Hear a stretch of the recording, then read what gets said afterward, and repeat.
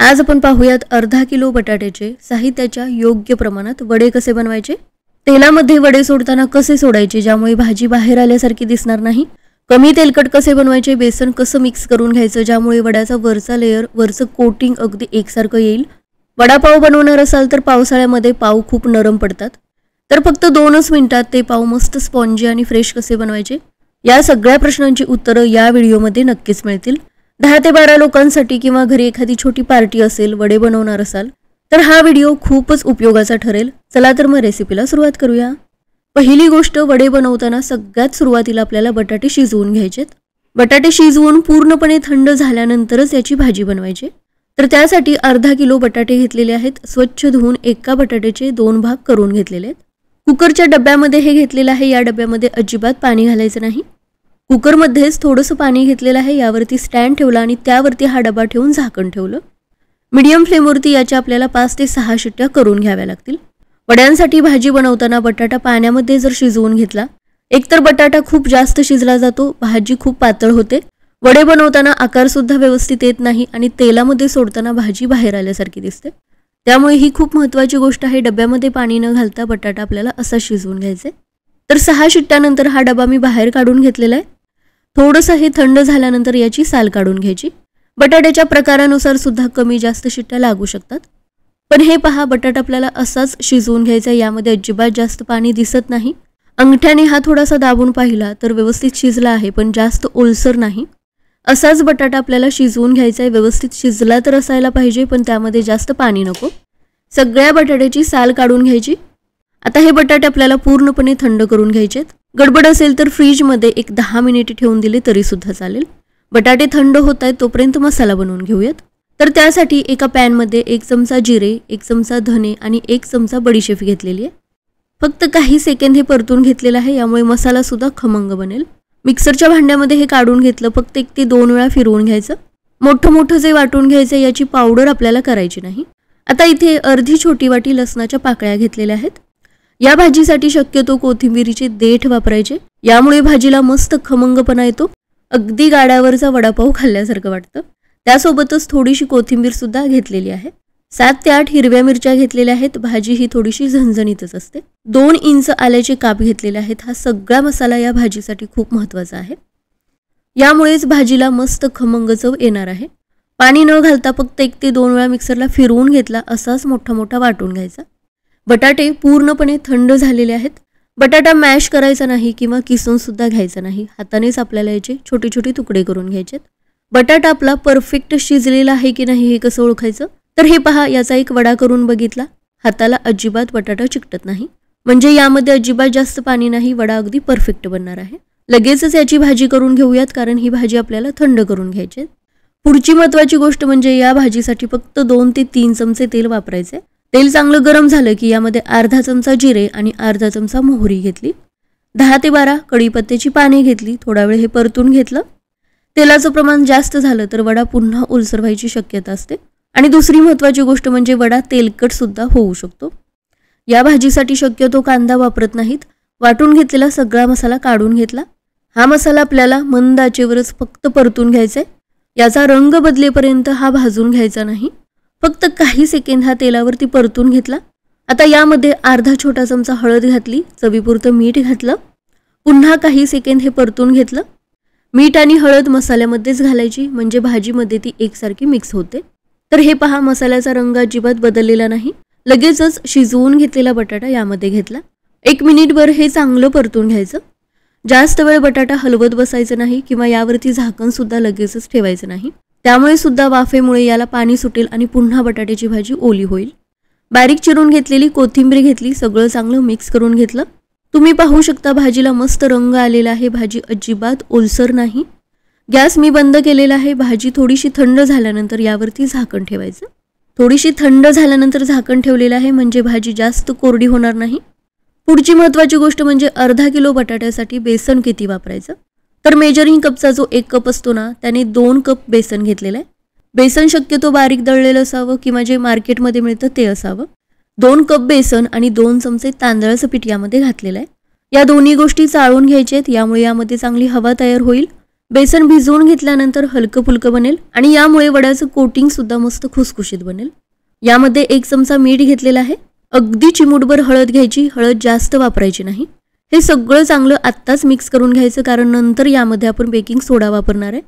Baking सोडा आणि हळद व्यवस्थित मिक्स होणं खूप महत्त्वाचं आहे, नाहीतर वड्यावरती ब्राऊन स्पॉट्स आल्यासारखं दिसतं.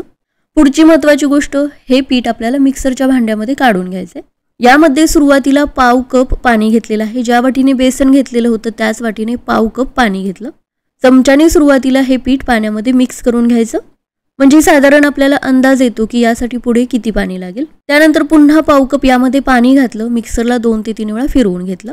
तर हे पहा, टोटल अर्धा कप यामध्ये पाणी घेतलं आणि या पिठाची अशी कन्सिस्टन्सी आली.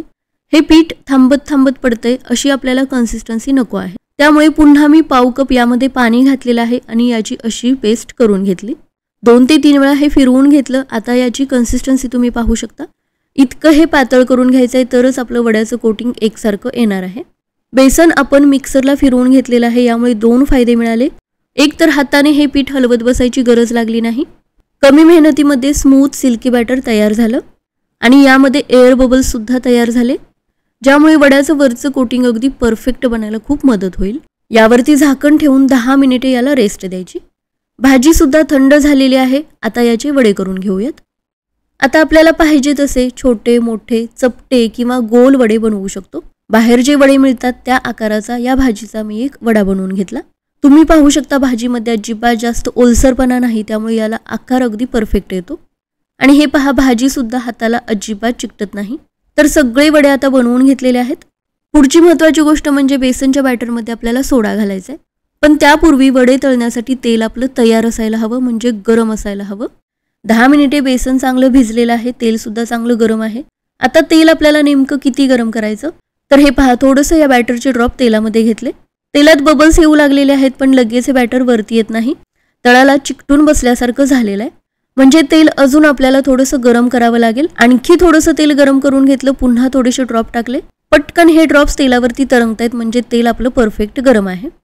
तेल व्यवस्थित गरम नसेल तर वडा कढईच्या तळाला चिकटून राहतो आणि त्यामुळे चिकटून राहिलेला भाग जास्त करपल्यासारखा दिसतो.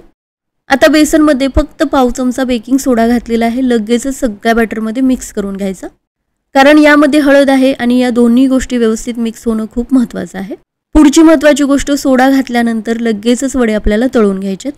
आता सगळ्यात महत्त्वाची गोष्ट म्हणजे वडा तेलामध्ये कसा सोडायचा.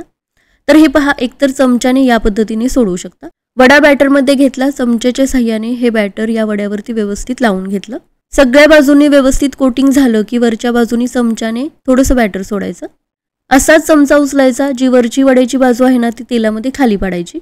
तेलामध्ये सोडल्यानंतर लगेचच झारा लावायचा नाही, चमच्याने तेल असं फिरवत राहायचं. यामुळे काय होतं, कढईच्या तळाला वडा चिकटून राहत नाही आणि वड्याची खालची साईड अजिबात जास्त करपल्यासारखी दिसत नाही.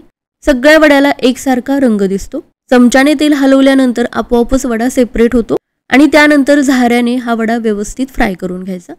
तेलातले बुडबुडे पूर्णपणे कमी येईपर्यंत मीडियम फ्लेमवरती वडा आपल्याला तळून घ्यायचा आहे. म्हणजे हे पहा, सगळ्या बाजूनी एकसारख्या रंगाचा वडा तळून होतो. तर पहिल्या पद्धतीप्रमाणे चमच्याने सुद्धा सोडू शकता किंवा जर सवय असेल तर या पद्धतीने हाताने सुद्धा सोडू शकता. तर त्यासाठी बॅटरमध्ये वड्याला चांगलं कोट करून घेतलं. अगदी काळजीपूर्वक तेलामध्ये वडा सोडायचा.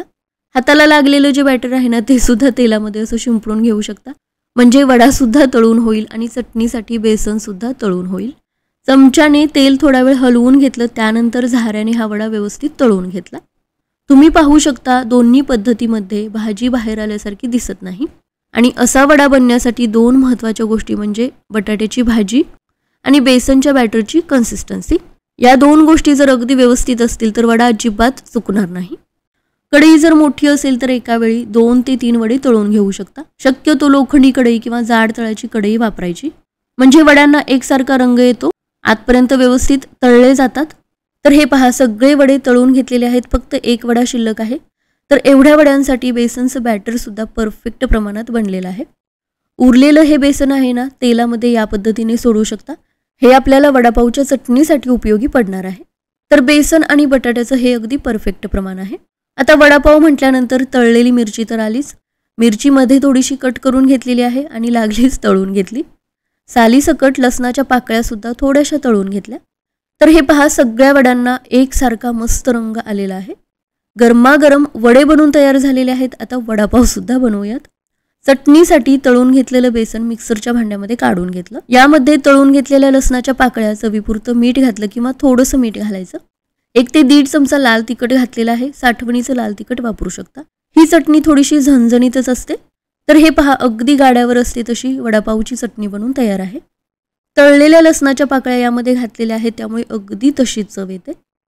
आता पावसाळ्यामध्ये कितीही फ्रेश लादीपाव आणला तर तो थोड्या वेळाने नरम पडतो. तर घरी छोट्या पार्टीसाठी जर वडापाव बनवणार असाल तर हे पाव पुन्हा कसे फ्रेश करायचे हे पाहूयात. तर त्यासाठी काय करायचं, कुकरमध्ये अगदी थोडंसं पाणी घेतलेलं आहे. पाणी चांगलं गरम झाल्यानंतर यामध्ये एक चाळा ठेवला. यामध्ये लादीतला एक एक पाव सेपरेट करून ठेवायचा. यावरती झाकण ठेवून फक्त 2 मिनिटे वाफ द्यायची.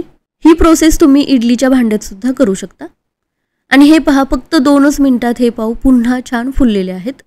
अगदी फ्रेश गरमागरम पाव असतो ना, तसा हा स्पॉन्जी झालेला आहे आणि तेही फक्त 2च मिनिटात. तर जास्त प्रमाणात वडापाव घरीच बनवणार असाल तर ही पद्धत नक्कीच वापरू शकता. तर या पद्धतीने गरमागरम वडे, चटणी आणि पाव सुद्धा तयार झालेले आहेत. तुम्ही पाहू शकता, अजिबात वडे तेलकट झालेले नाहीत. एक वडा इथे मी कट करून तुम्हाला दाखवत आहे. तर हे पहा, या वड्याचं कोटिंग तुम्ही पाहू शकता. सगळ्या बाजूनी एकसारखं कोटिंग याला आलेलं आहे. बेसनमध्ये सोडा घेतल्यानंतर त्यावरती आपण गरम गरम तेल सुद्धा टाकलेलं नव्हतं आणि तरी सुद्धा याचं कोटिंग अगदी परफेक्ट आलेलं आहे.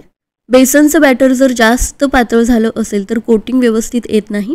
वडा तेलामध्ये सोडताना सुद्धा भाजी बाहेर आल्यासारखं दिसतं.